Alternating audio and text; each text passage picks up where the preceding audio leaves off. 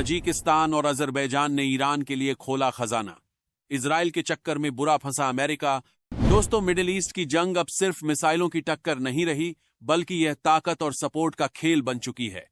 और इस खेल में अब ईरान अकेला नहीं है, बल्कि उसके पीछे एक के बाद एक देश खुलकर सामने आ रहे हैं। और सबसे बड़ा झटका अब अमेरिका और इजराइल को लगा है, क्योंकि जिस ईरान को उन्होंने कमजोर समझ लिया था, वही ईरान अब ग्लोबल सपोर्ट के दम पर और ज्यादा खतरनाक बनता जा रहा है। ताजिकिस्तान ने जो कदम उठाया है, उसने पूरी दुनिया को चौंका दिया है, क्योंकि 3610 टन का भारी भरकम मानवीय सहायता का काफिला ईरान के लिए भेजा गया है।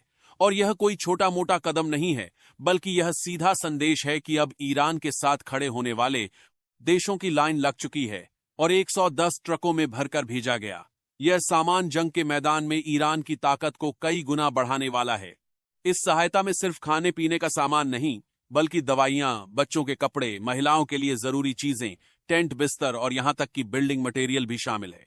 यानी साफ है कि ताजिकिस्तान सिर्फ दिखावे के लिए नहीं, बल्कि ईरान को जंग में टिकाए रखने के लिए पूरी तैयारी के साथ मैदान में उतरा है। और यह कदम अमेरिका के लिए सीधे चुनौती बन चुका है। ताजिकिस्तान के राष्ट्रपति इमोमाली रहमान का बयान भी यही दिखाता है कि यह सिर्फ मानवीय मदद नहीं, बल्कि एक राजनीतिक संदेश है कि ईरान को अकेला समझने की गलती कोई ना करे। और यही कारण है कि अब यह मदद सिर्फ राहत नहीं, बल्कि रणनीतिक सपोर्ट बन चुकी है, जो ईरान को लंबे समय तक जंग लड़ने की ताकत देगी।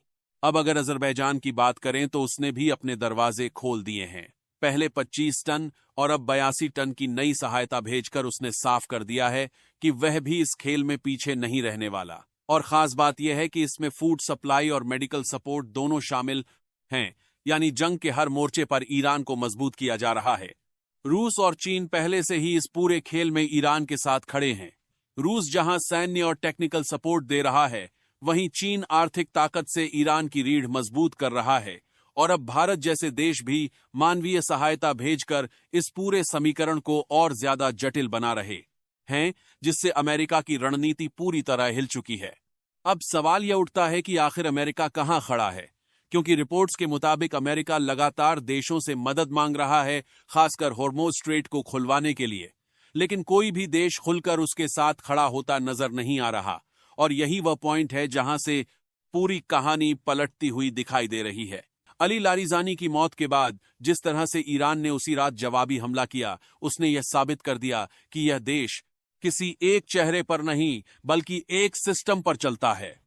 इजराइल पर हुए लगातार हमलों में एयरपोर्ट, रेलवे स्टेशन और कई बड़े ठिकानों को निशाना बनाया गया और एक ही रात में भारी नुकसान की खबरें सामने आईं, जिससे यह साफ हो गया कि ईरान सिर्फ डिफेंस में नहीं, बल्कि अब फुल ऑफेंस मोड में आ चुका है और उसकी रात के लिए अंडलान है। और आतरी के तहत सरती से दीसगरी 1000 बनाया गया।